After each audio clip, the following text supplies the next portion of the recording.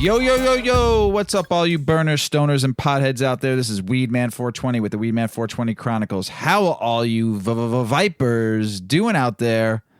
Mrs. Weedman? Mr. Weedman? How the hell are you? Wonderful. Happy New Year, everybody. Happy New Year, everybody. Happy 2022. It's going to be a great year, I hope, for everybody out there in the world of weed. We had a great weekend, though. We did. We had a cannabis-filled weekend. That we did. I don't think we weren't high the whole 2 days. We were on our little mini getaway. Maybe in the morning when we woke up. I think we were still high because we smoked and ate edibles all the way until we went to bed. Yes, we did. We cooked with cannabis. We smoked cannabis. We ate edibles. I think the steaks that we made with a little can of butter in there, and the potatoes we made with a little can of butter in there, and the popcorn you made with can of butter in there was amazing. And we jointed it out, and we had a lot of fun listening to music and watching you blow big clouds. We were taking pictures. It was kind of fun. So I think it was a great New Year's Eve and New Year's Day. Yeah. It was great. Pizza setups, too, on New Year's Day. We did pizza setups. Who the hell doesn't love pizza setups? We were trying to determine, is that just a Chicago thing? So Yeah. does anybody else have pizza setups? Like, when I was a kid, it was like the local butcher that carried them. So I don't know if that's just a Chicago thing. If you're from the South Side and you haven't been to S&T's to get your pizza setups, you're missing out. A little shout out to S&T's on 111th Street in the South Side of Chicago. Been there for a long time. And nothing better than a pizza setup when you're hungover or you're high and you want a good quick slice, and it's nothing better. You make it yourself, throw it in the oven, you're done in 15 minutes, and you got yourself a little pizza setup. Yep, it's good stuff. Well, everybody, Happy New Year. Hopefully your New Year was great. Hopefully you're going into your 2022. Your goals are set. You got some good plans, and you're ready to rock and roll. You know what, though? We love you all out there, and thank you for listening. And 2022 is going to be a big year for Weedman 420 Chronicles and all you listening out there. So, ready to start the show? Let's get started. Let's get started. Well, here's something about 2022. Some industry people are kind of optimistic about what's going to happen in 2022 in cannabis. So let's read it. Overall, the cannabis industry has much to be optimistic about in 2022 approaches, or is here. The U.S. industry in particular should be enthusiastic despite its remaining required maturation. Operators across numerous pot sectors told Benzinga what they were most optimistic about for 2022. These were the 4 most discussed topics. And I also have another article I'm going to save for the next episode on 2022 and what's going to happen in cannabis. So let's go. Legalization helps grow sales, further erodes stigmas. Cannabis reform progress continued across much of the country in 2021. 9 states passed decriminalization, medical use, or adult use laws in 2021. Numerous other states reformed their regulations through legislative means this year. Despite various bills making progress on the state level this year, federal law remains the same. Though the House of Representatives once again approved the Safe Banking Act and the MORE Act, no matter how long it takes to legalize cannabis on the federal level, we've definitely been making significant inroads on the path towards cannabis liberalization, says Andrew Tutt, Chief Investment Officer for Forefront Ventures Corp. Tutt said he hopes to see more states pass social equity measures when reforming cannabis laws. Tom Bergerman, CEO and inventor of the ag tech brand Tom's Dumble Trimmer, said reform helps promote the plant's social acceptance. He expects acceptance to grow in 2022, leading to increased retail demand. Calling the moment exciting, Bergerman believes consumers will look beyond big brands. As many consumers wish to support independent farmers rather than corporations, the market will continue to thrive with private operations next year and beyond, Bergerman predicted. We forgot something. What did we forget? Smoke! I need that. You do. I'll keep on reading while you smoke. Okay. A growing market drives consumer demand. Investors and operators alike believe that market's growing numbers should continue in 2022.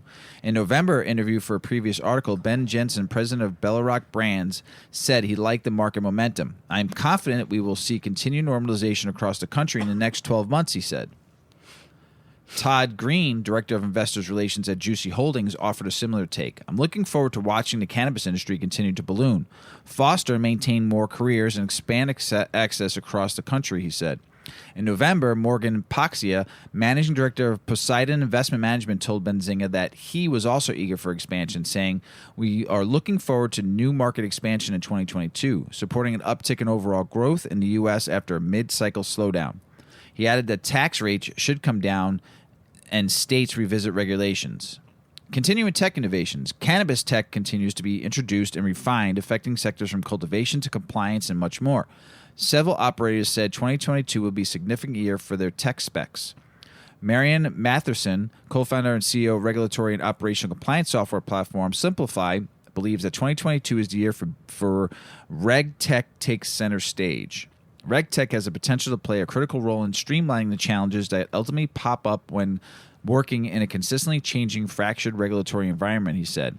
Matheson added that the tech expansion allows banks and other ancillary services to work and comply with the high-risk sector. Brett Stevens, CEO of LED Grow Light Company, Foch, said that an increased focus on sustainability means more states could take up legalization to eliminate high-pressure sodium lights. As an emerging industry, we must set standards and try to create better products that are more sustainable, Stevens said. In 2021, Foch saw its revenues grow by a reported 510%. It also partnered with Belushi Farms to fit its Rogue Valley site with LED grow lights. Production shifts towards full-spectrum solventless. This is a big thing in California right now. Solventless, and I know some other states are coming up with this, and some other growers and cultivators are trying to do solventless full spectrum. So sources say that product development continued brands compete to enhance consumer experiences and meet shifting market demands. Lo Friesen, founder and CEO of Seattle-based extraction Beyond Halo, noted that consumers are becoming more educated about THC content and whole plant experiences. The uptick in education leads to reported shift in production process. Still, market education remains. Cannabis dispensaries and consumers continue to fixate on THC content as a measure of potency, a practice that yields subpar experiences and limits the potential effects that can be obtained by consumers, he said. Christine Schallenberger, VP of Marketing for Michigan-based brand Flourish, is thrilled to see fast-acting edibles and other products growing in popularity. As more states legalize and more new consumers enter the market, product offerings for fast-acting products will continue to exponentially grow, she predicted. Schallenberger said she believes further reform will increase the interest in premium craft products made from live resin, full-spectrum, and solventless extracts. That's some 2022 predictions there. So we know some people have cancer or had cancer or passed away from cancer in our life, right, Mrs. Weedman? We do. What is the medical community taking notice about? Well, the medical community is considering the fact that cannabis-based treatments are helpful. So there are new ones being. Oh my goodness! Are you high already? Yeah. Well, I was trying to just not read and just freelance it, if that's even the right word. And I screwed it up. Freestyle, yo. Freestyle, thank you. I was trying to freestyle. I screwed it up. Sometimes I can do that. So anyway. Freestyle or screw it up? Screw it up. Screw it up? And sometimes I can freestyle. Wicka, wicka, wah. Freestyle for me. No. Now I feel pressured. All right. Companies are developing cannabis-based cancer treatments. Will the medical community take notice? That reads a lot better, doesn't it, than whatever I was trying to put together? Anyone remotely familiar with the ravages of cancer will understand the pressing need for the development of alternative treatments. Often overshadowed by the disease's potential prognosis are the side effects of the treatments, which run from mild to extremely painful and can affect patients' quality of life and treatment options. Potential allies in this fight are cannabis compounds and their derivatives. Despite still being illegal in most countries, cannabis-based products are slowly getting approved for medicinal use. With much anecdotal evidence about the benefits of CBD and THC for therapeutic use, adding these tools to doctors' arsenals can only be a benefit for patients. Here are some companies developing cannabis-based products for cancer treatments. We have CBD for radiation therapy dermatitis by Enveric Biosciences. It's called cannabidiol EV102. Gotcha. Cannabidiol. That's a tough word for me. Anyway, Radiation therapy is a common part of many cancer treatments, but unfortunately, it comes with the side effects, including red rashes to open wounds. Specifically, radiodermatitis, also called radiation dermatitis, is a condition caused by the high-energy X-rays delivered during radiation therapy, according to Enveric's website. It affects nearly 95% of patients who receive radiation for cancer treatment, with approximately 85% of patients having moderate to severe skin reactions. Enveric Biosciences is a biotechnology tech firm developing mental health and oncology treatments. The company recently announced that their EV102 compound, cannabidiol-based product, so CBD-based product, demonstrated a significant and meaningful reduction in dermatitis severity. EV102 was topically applied during a daily treatment regimen and resulted in nearly 50% reduction in redness severity, says Dr. Joseph Tucker, CEO of Enveric Biosciences. Similar results were obtained for overall dermatitis severity, which includes skin peeling and ulcerations. Extending these promising results was an observed reduction in the overall duration of dermatitis symptoms. The company expects results from the preclinical study to support the efforts to move EV102 to a phase 1 clinical study targeted to begin in the second half of 2022. That's good to hear. Yeah. It doesn't require much effort to imagine the relief this could give patients suffering from painful post-radiation irritation. If human outcomes can match these promising results, then patients will have a much-needed tool at their disposal. Then we have cannabinoids for brain tumors by Sativex, GW Pharmaceuticals, or Jazz Pharmaceuticals. According to GW Pharmaceuticals, they have successfully developed the world's first prescription medicine derived from cannabis from the cannabis plant called Sativex in Europe, a formulated cannabis extract that contains the principal cannabinoids delta-9 tetrahydrocannabinol and cannabidiol, as well as other minor cannabinoids and terpenes, which is now approved in numerous countries outside of the U.S. for the treatment of spasticity due to multiple sclerosis. As reported in The Guardian, Sativex is now being tested by cancer research groups and the National Health Service in England to see whether this cannabis mouth spray can be an effective treatment for a severe form of brain tumor. Glioblastoma. How many times did you practice that word? Which one? Glioblastoma. That one came easy. Nice. How about that?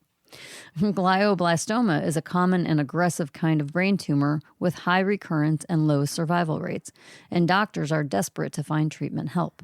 In this trial, doctors will give Sativex to patients along with chemotherapy and compare results to those receiving a placebo.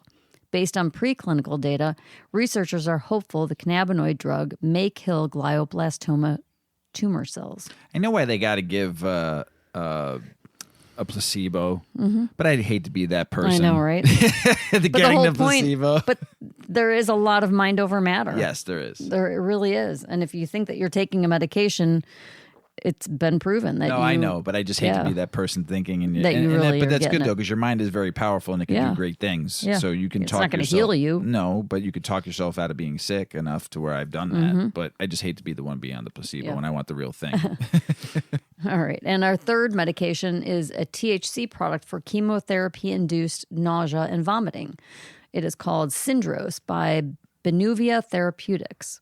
Chemotherapy is an unfortunate reality of many cancer patients' experiences. Yet despite chemo being an effective treatment option for many people, the side effects can be debilitating. According to this report, an estimated 80% of patients with cancer will experience chemotherapy-induced nausea and vomiting. The term CINV includes emesis and nausea, which can involve a loss of appetite and result in a decreased oral intake of fluids and calories. Poorly managed nausea and vomiting decrease the patient's quality of life and may lead to disruptions in cancer treatments.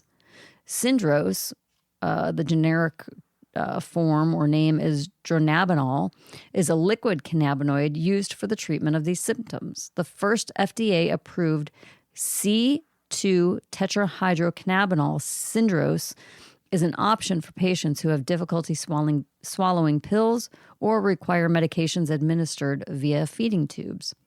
While legalization advocates are pushing for more access to natural cannabis for medical use, especially for cancer and end-of-life patients, a synthetic FDA-approved product is still a step forward in getting cannabinoids into the hands of those who need it most. So just for clarification, this particular drug is THC, so it doesn't come from the hemp plant. It comes from the cannabis sativa plant in this case, and they're creating a THC, a synthetic THC, to match the benefits of the cannabinoids from that plant.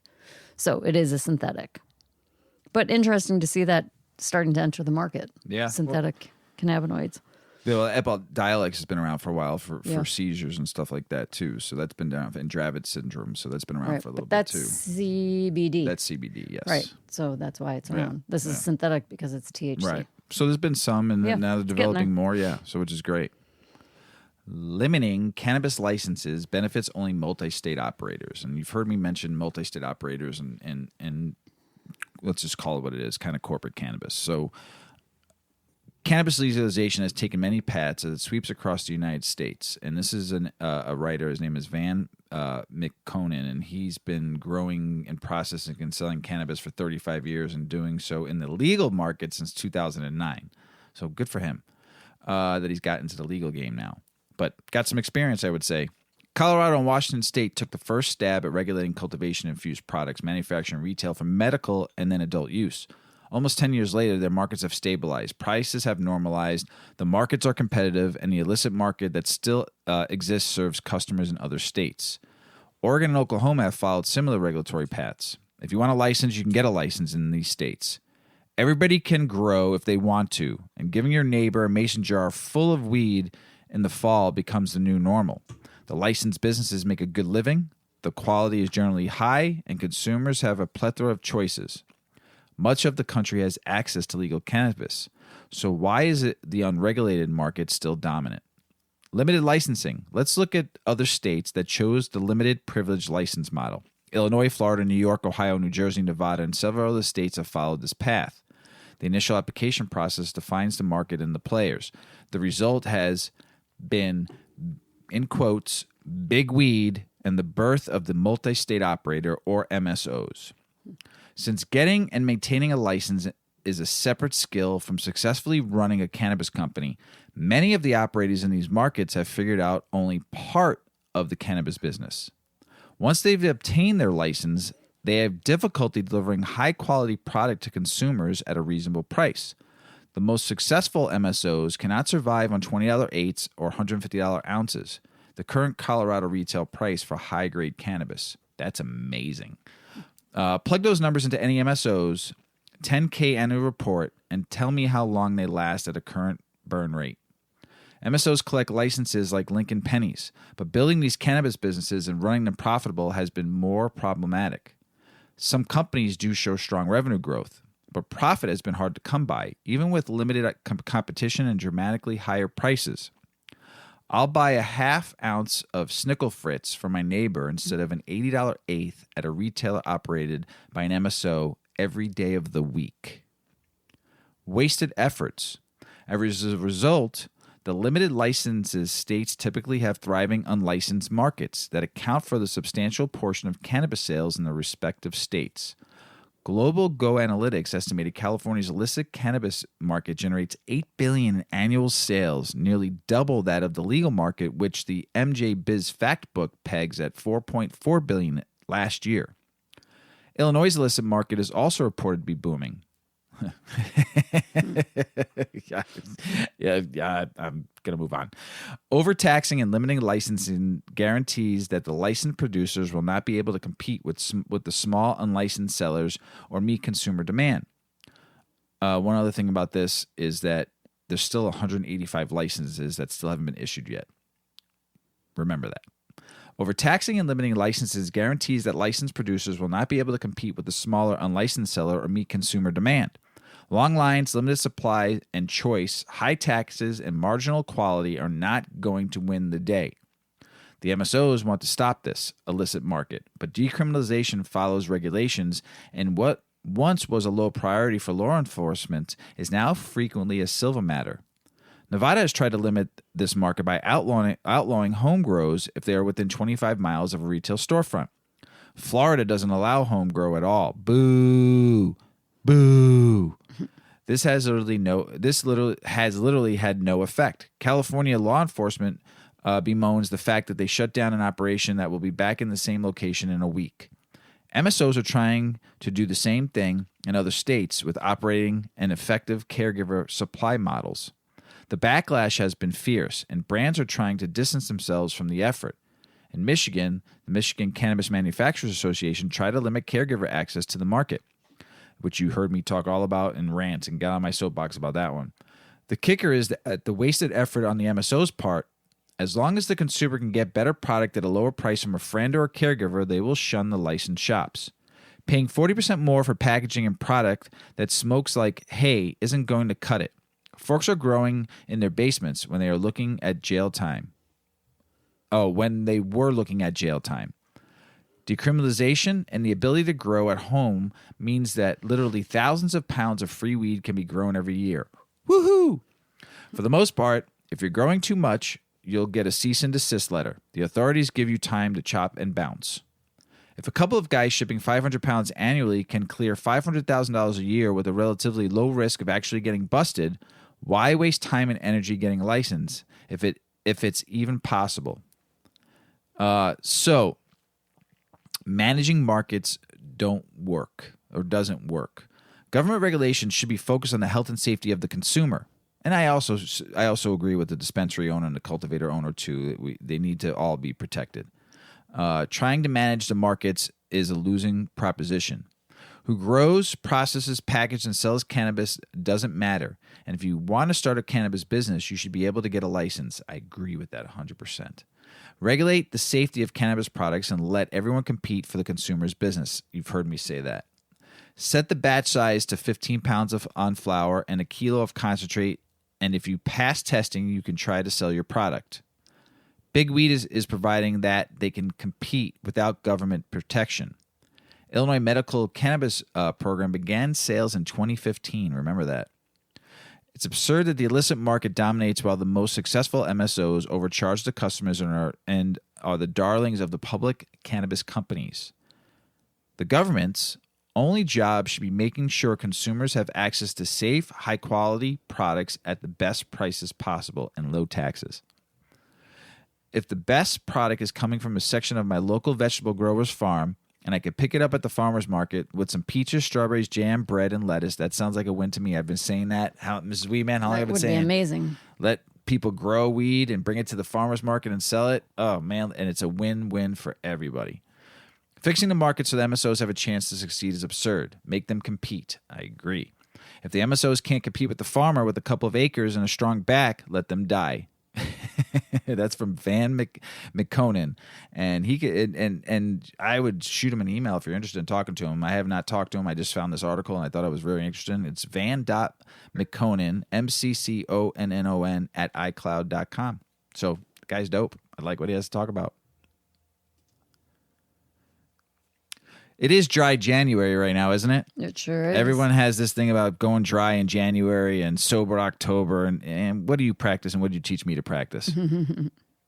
Moderation. So why do you need to dry yourself out? But there's reasons why you should trade alcohol for cannabis. Yeah. This is Weedman. You got 6 of them for us, right? I got 6 of them. Yep. Tell us about it. People of all ages, but especially those in younger generations, are drinking less and smoking more. Cannabis, that is. According to the annual Monitoring the Future survey, sponsored by the National Institute on Drug Abuse, at the National Institute of Health, 44% of college students reported using cannabis in 2020, with 56% reporting alcohol use. So that's 2020. In 2015, only 38% of college students admitted to using cannabis. And in 2019, 62% reported drinking. So that drinking amount has gone down. That's good. No one can claim to know the reasons for this phenomenon, but there are some benefits to switching from alcohol to cannabis that are worth considering. Whether you're looking to lose the beer belly or cut down on sugar, cannabis has been a welcome alternative for people looking to cut out some of the unwanted side effects of alcohol use. Here are 6 reasons people might choose to trade their wine glasses for joints. 1, to lose weight. Cannabis provides a pathway to get a nice buzz without all of the unwanted calories. However, just using cannabis is certainly not a fast track to losing weight. If you want to try to lose weight, obviously you want to add in some things like exercise and healthy eating. There are strains out there that are appetite Suppressants. So you have to look for those strains. There's some strains that'll make you tear into a bag of fucking Doritos. I think every strain does that to me. Mr. Weedman has such self-control. He's like, no weed makes me have the munchies. And you never munch. One fucking strain gave me the munchies so bad I tore a house. I was out in Cali and I tried Skywalker OG out there and I fucking wanted to eat everything. Oh. Everything. It was terrible. Part of my problem, I'm a nighttime snacker. I don't really snack until like, I don't know, 7, 8 o'clock. And then when I smoke, it's like, oh, now I really want to snack. Because it's like that. You always have a midnight snack before we go up to bed after we smoke. I have so many snacks at night. It's awful. It's awful. All right, back on track. Number 2, better sleep. Cannabis has been known to help promote sleep and can get someone back to their normal sleep schedule if they get thrown off due to work or other circumstances. Many medical cannabis doctors recommend it for insomniacs just for that reason. 3, more choices. Cannabis products come in all shapes and sizes and can be eaten, sipped, and smoked. There are even highly effective cannabis tinctures on the market that you can place under your tongue, drops, and you can even use cannabis creams to target sore muscles. 4, long-term risk. Both alcohol and cannabis can be addictive. Cannabis addiction can be dangerous. Okay. But the latest research has shown very few harmful side effects associated with cannabis use, leading some health experts to concede that generally speaking, there are fewer risks involved with consuming cannabis than there are with alcohol. You would have to consume between 238, this is a big range, and 238 to 1,113, because, that's not a huge range. That's a big range. You'd have to consume somewhere in that range of joints in one day to absorb a fatal dose of THC. 5, no hangovers, no problems. One of the biggest pros for cutting out alcohol and making the switch to cannabis is saying goodbye to brutal hangovers. We've all had one. Cannabis use can lead to some after effects like drowsiness, brain fog, headaches. Sometimes you wake up and you might still be high if you consume too late. But these effects do tend to be less severe than a hangover. I will take a waking up still cloudy, brain foggy high any day over a alcohol hangover. Miserable headache, any day. Body feel like shit. Because within an hour or two, you're going to feel fine. You're just going to drink a bunch of water and eat something, and the cannabis brain fogginess will go away. But alcohol, a bad hangover is a bad hangover. They don't go away.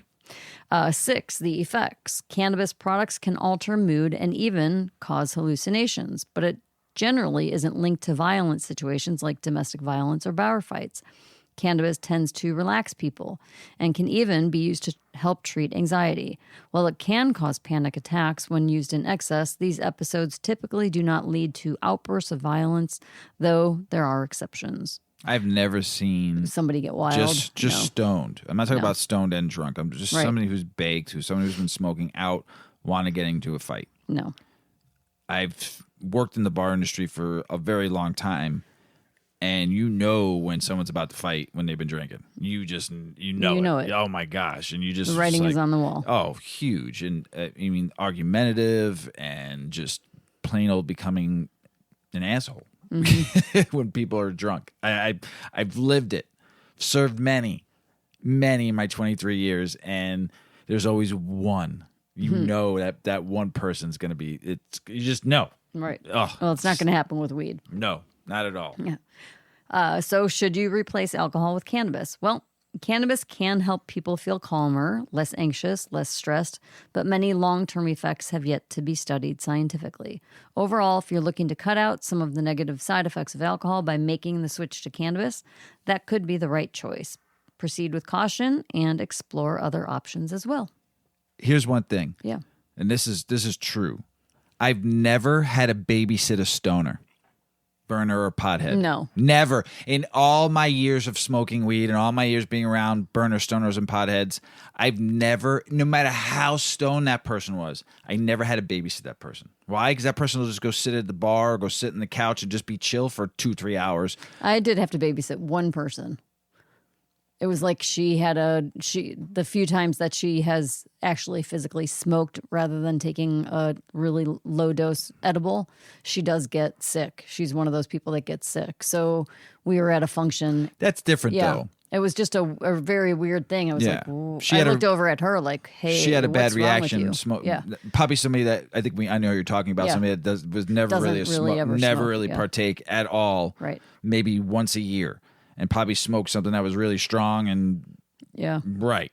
Really, honestly, it didn't even make sense that it happened. But that's different. That's different. I'm talking about like you're hanging out with your friends, and all of a sudden, how many times did you have to babysit your friends and drive them home, get them in the door, get them in a taxi, pay the taxi driver, pay their bar tab, stop them from getting into a fight versus cannabis? Right. It just doesn't happen. Doesn't happen. Never had to babysit a stoner burner pothead in all my years. Never. So, Montana on Saturday, January 1st, started their recreational selling of cannabis. Yay, and Montana. Missoulians, which is in Missoula, Montana, lined up. Missoulians. Even on the 31st, they were like going into the first that night. They were waiting online to be the first to get some weed. That's fun. Yeah, so good for Montana. They were probably standing in a bunch of snow. They've been waiting for a while for this, and it would all. And I've read about what was going on prior episodes about the laws that need to be changed and all that stuff until they wanted to get it set ready for January 1st, and they did recreational. Recreational, because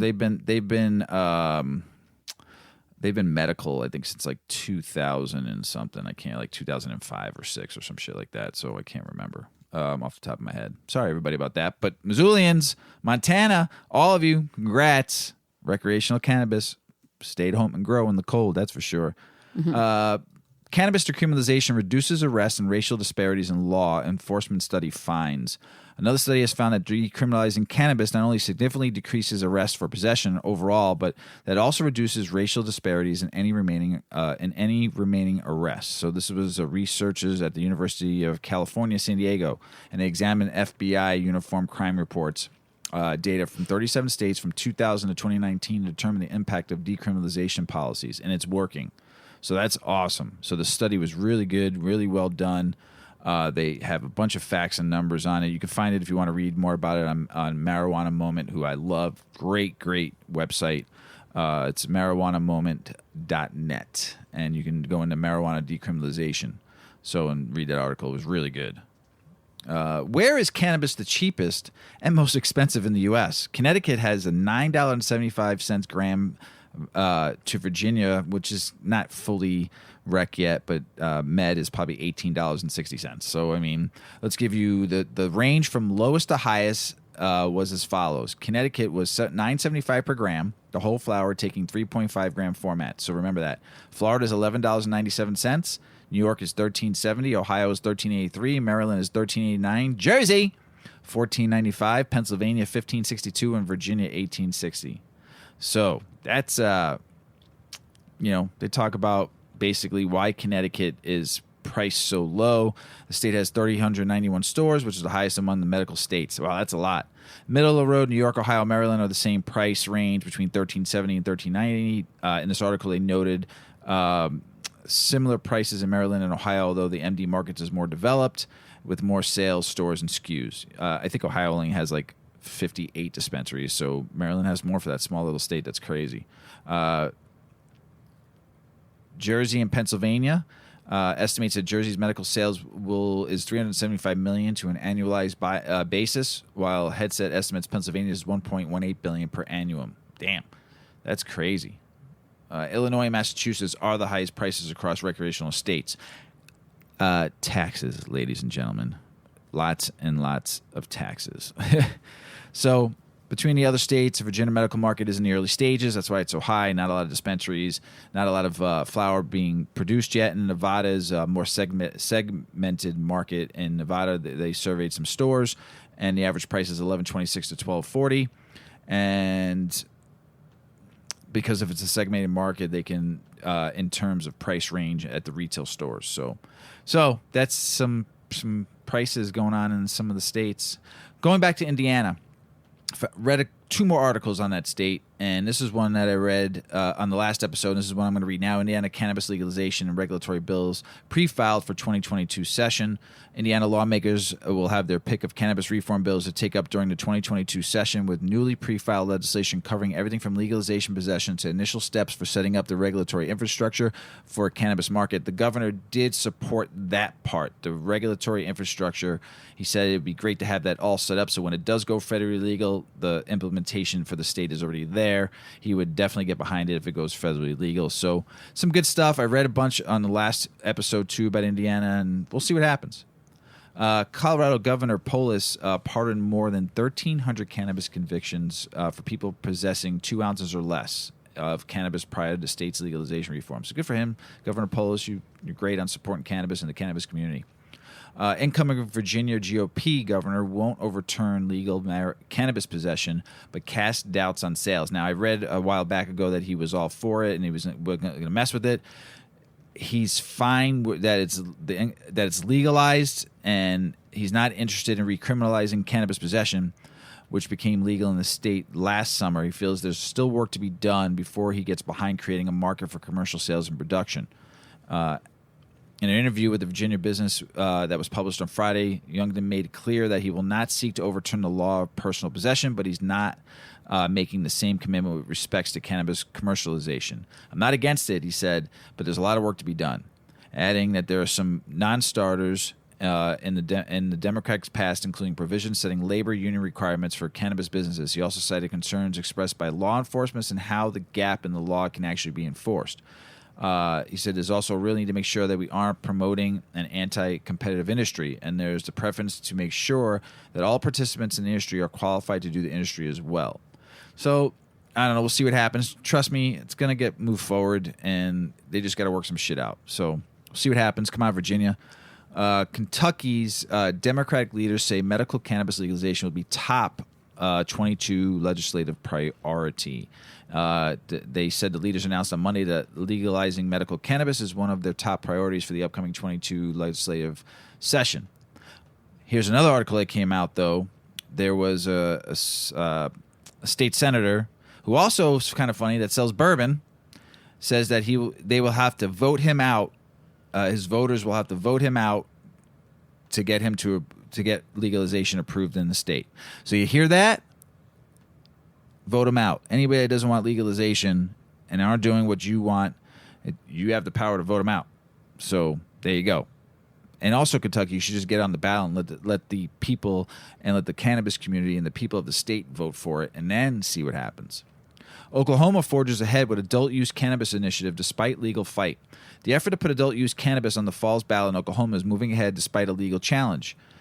Jed Green, organizer for the Oklahomians for Responsible Cannabis Action, told the Tulsa World that the group is on pace to collect the required 178,000 signatures before June. The state Supreme Court is scheduled to hear the legal challenge to the initiative on January 6th, and a ruling is expected later in the month, according to this newspaper. The so-called Oklahoma Cannabis Regulation and Right to Use Act would allow medical cannabis dispensaries to begin selling recreational cannabis 60 days after the passage. That's great, because I know that state, there's a lot of dispensaries there, a lot of product being made, a lot of great product being made, and a lot of great cultivators there. And you need to go rec so they get more sales. It's a tough market, hard market, a lot of competition. I think that state would needs recreational to help everybody flourish. A 50% tax would be imposed on adult use there, and Oklahoma legalized it. Don't forget for med in 2018. So go Oklahoma. Massachusetts, what you doing, man? You're trying to propose a law to cut potency of cannabis sold, and also you want to raise the age from 21 to 25, man. Don't put those strict caps. Come on, Massachusetts, man. You're a growing state. Got some good weed there, I heard. I haven't been there yet to try it, but come on, don't fuck this up. Wyoming cannabis activists turned focus to 2024 ballot for decriminalization and medical cannabis initiatives. They didn't get the ballot. They didn't make it in time for the 2022 ballot, so they'll be aiming for 2024.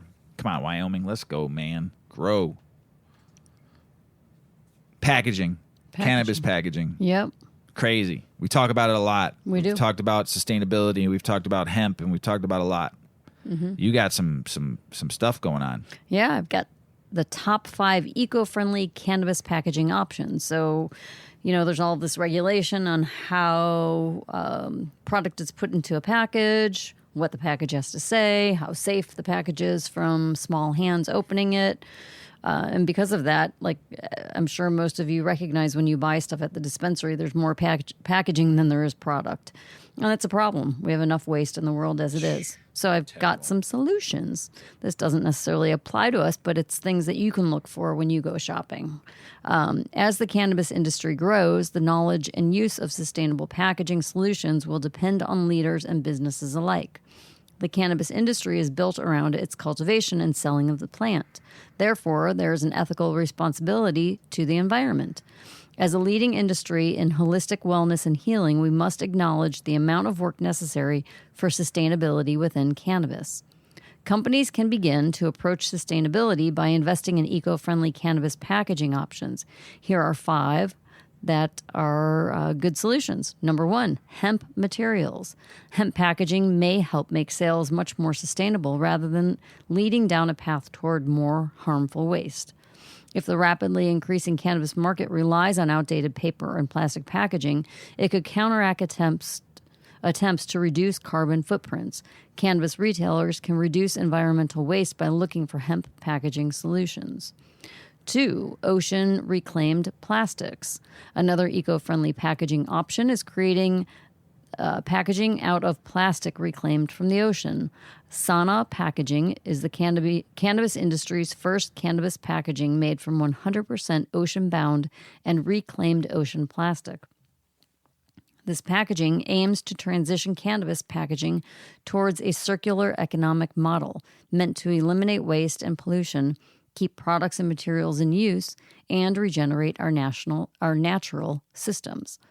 Sana Packaging reported that since their inception, they have reclaimed more than 177 tons of ocean plastic and ocean-bound plastic. How many tons again? 177. Jeez. And that's just like a little bit of it. Yeah.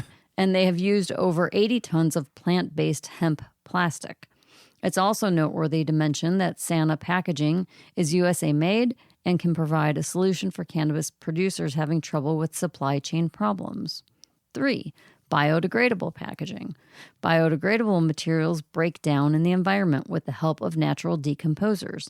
From plastic bags and containers to papers and bio-safe cardboard, biodegradable materials are commonly in today's retail business space. As a cannabis business, social responsibility and environmental stewardship means seeking these alternative solutions to the increasing problems of traditional packaging options.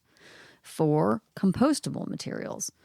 Compostable is very different from biodegradable. The term compostable describes a product that can be broken down into natural elements. These are plant-based materials that are environmentally built for the composting process. They also disintegrate at a rate consistent with organic materials.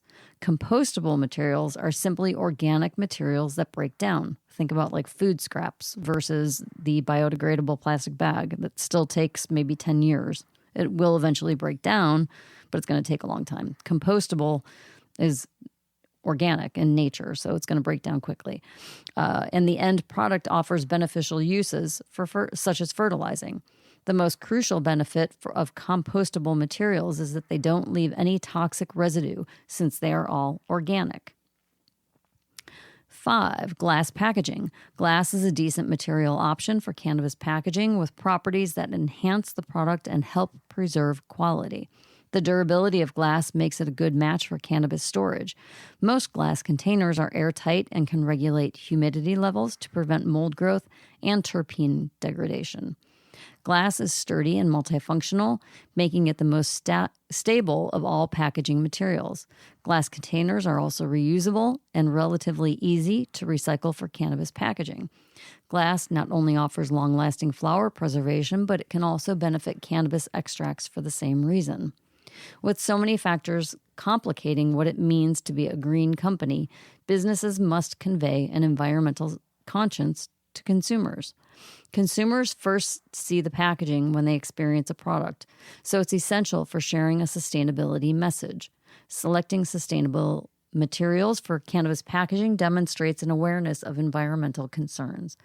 Most importantly, building eco-friendly efforts into the brand story expresses a genuine commitment to the environment. Sweet. Yeah. So look for good packaging. Yeah, 100%. International news, 41% of Australians support cannabis legalization. Our friends down under down there, thanks for all the shout-outs. Thanks for all the DMs. The recent National Drug Strategy Household Survey in Australia found that 41% of respondents believe cannabis should be legalized. A new survey has found that 41% of Australians believe cannabis should be legalized, representing a significant rise in support from 2013 when it was 25.5% of respondents backed the reforms.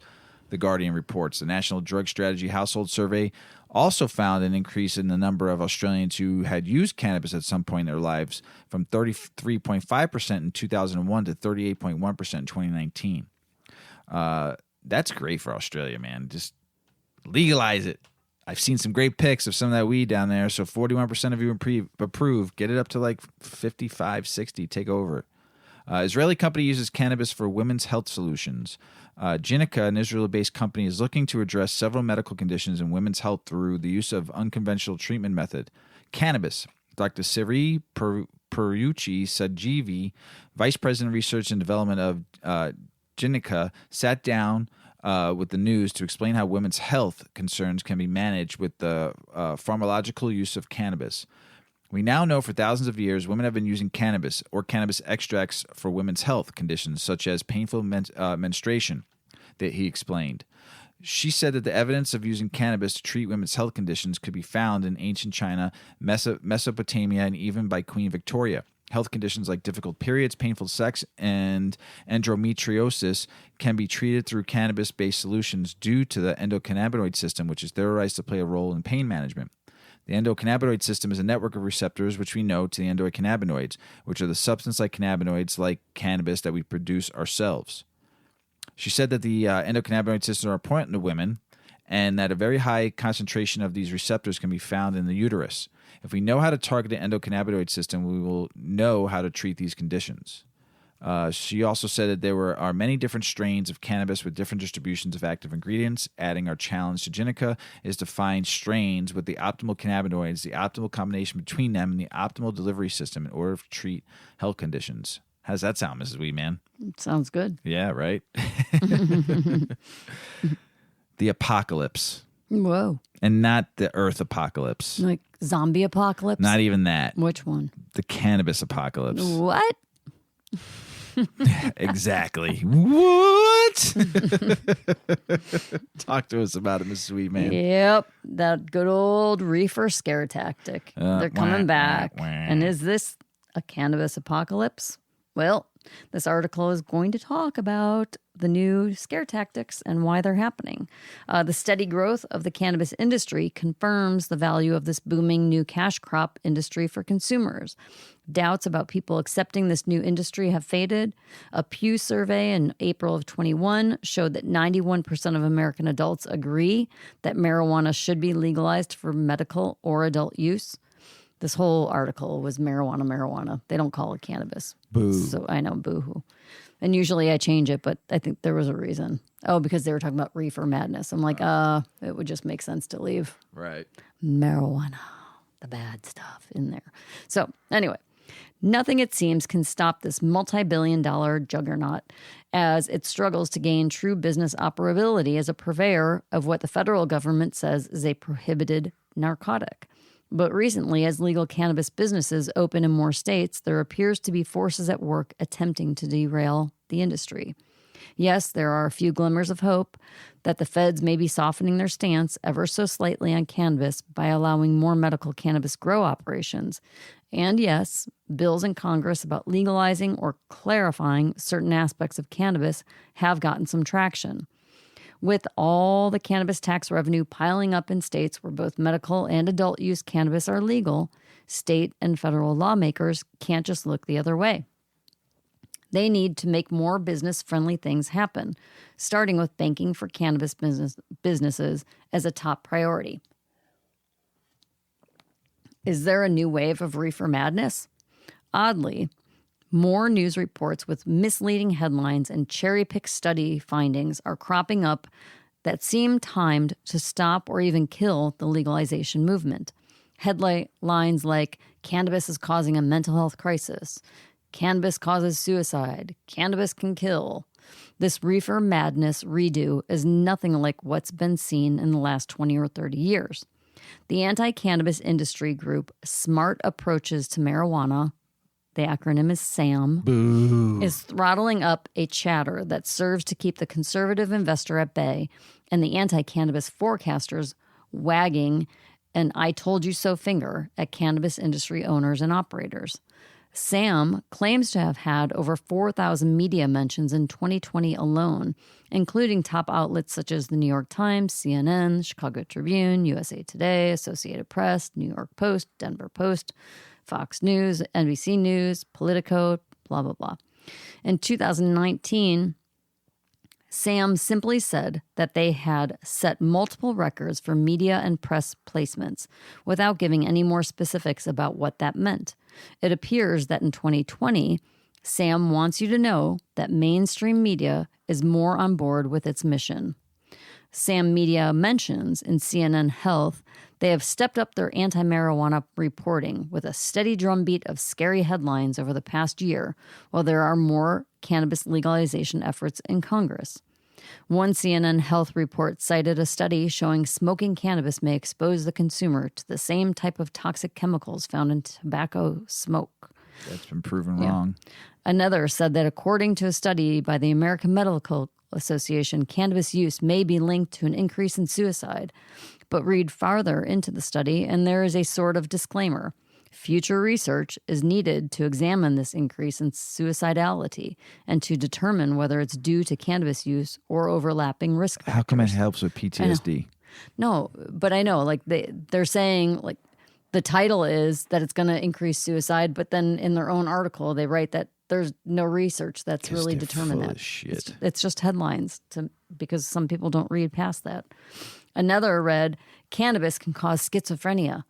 Dig deeper into that study and you will find, however, it is unclear whether cannabis disproportionately increases the risk of specific types of psychotic experiences and whether genetic predisposition influences the relationship between cannabis use and the psychotic experiences. Yet another cited a study that found consuming cannabis can cause a heart attack.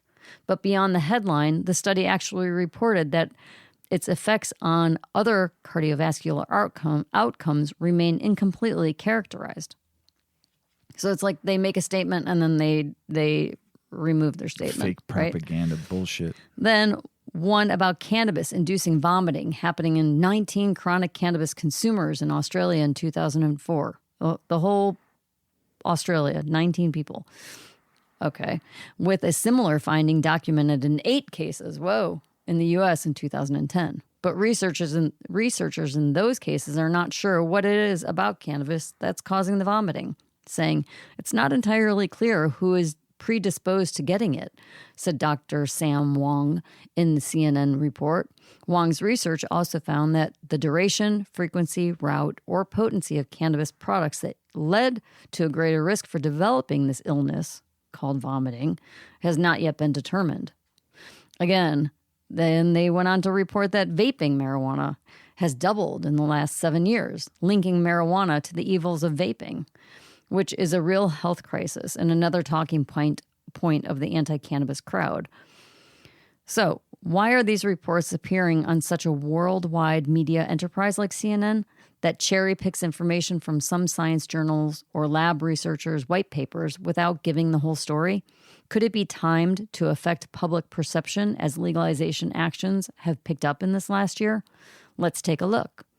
There was a flurry of work in Congress in 2021, especially in September and October, when CNN anti-marijuana reports appeared to have ramped up on legalizing or otherwise aiding the growth of the legal cannabis industry. On September 24th, the House of Representatives advanced the Secure and Fair Enforcement Act, the SAFE Act of 2021. which allows state-licensed marijuana-related businesses to engage freely in relationships with banks and other financial institutions, marking the 5th time the House has advanced the legislation in recent years. It was offered as an amendment to the $740 billion National Defense Authorization Act for the fiscal year of 2022, which passed the House and was sent to Senate on October 18th. A bill to legalize cannabis that stalled last year in the House was discussed and advanced on September 30th in the House Judiciary Committee, with a spirited discussion on the pros and cons that generally appeared to favor advancing the bill. That far-ranging bill, the Marijuana Opportunity, Reinvestment, and Expungement, or the MORE Act, of 2021 made history when the highest-ranking senator, Senate Majority Leader Chuck Schumer, released a discussion draft in July. The MORE Act repeals the long-standing federal prohibition of marijuana by removing it from the Controlled Substance Act, ending the existing state and federal conflict in cannabis policies, and providing state governments with greater authority to regulate marijuana-related activities, including retail sales. Of all the cannabis-related bills in Congress, this bill likely has anti-legalization proponents on high alert. Never before has public support from every corner of the political spectrum been so aligned to demand that Congress take action to end the shameful experiment with marijuana prohibition, said the Normal political director, Justin Streakle. SAM's president and CEO, Kevin Sabet, appeared on CNN with Aaron Burnett the day that Schumer introduced the MORE Act discussion draft, shamelessly promoting his anti-marijuana book and saying there's a good reason why scientific community is pretty united in opposing this bill. On October 6th, Senator Elizabeth Warren and Cory Booker, two longtime proponents of marijuana legalization and sponsors or co-sponsors of multiple pro-cannabis bills, wrote a letter to new Attorney General Merrick Garland urging the Department of Justice to initiate the process to decriminalize cannabis. Garland is seen as the final gatekeeper in allowing legalization. He said in testimony during his Senate confirmation hearing before the Senate Judiciary Committee on February 22nd that it does not seem to be a wise use of limited resources that we have been pursuing prosecutions in states that have legalized and are regulating the use of marijuana, either medically or otherwise, and it only confuses people within those states. So, what are industry watchers to make of coincidental big media attempts to squash the cannabis industry as the momentum for legalization speeds up? Is the recent big media negative publicity campaign a warning of more back and forth, more good versus evil discourse, more delays in legalization to come? Let's hope not. Pretty interesting. I mean, I guess like in the big picture of things, I probably wouldn't have put the two together. There's like 3 or 4 organizations out there. Another one's called Parents Opposed to Pot. That's another one too. They have their website is fucking just complete garbage, and there's a few more I don't even care to mention. But I mean, it's just interesting. I guess I didn't realize the heavy duty political things that have been happening pro cannabis in like late 2020. Wasn't paying attention to that, and then now seeing that this timeline all kind of coincides with one another of these people bashing cannabis and saying it's bad and trying to put this whole reefer madness perspective back into things, while at the same time, and they're doing it differently back since the 30s, 40s, and 50s, where they made movies of reefer madness movie. You haven't seen it, watch it. You'll laugh your ass off. It's terrible. But fake propaganda back then to fake propaganda now, because as you read what they were trying to throw out there, what they were finding, and then a disclaimer at the bottom saying, well, this hasn't been this and this hasn't been that yet.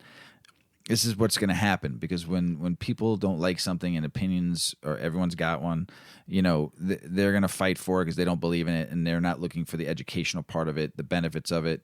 They're only looking for the negativity, because what was instilled in their minds growing up and all the fake propaganda and reefer madness in the early days and the war on drugs and all that stuff that we had to watch and fucking want to kill ourselves watching half of that garbage, you know.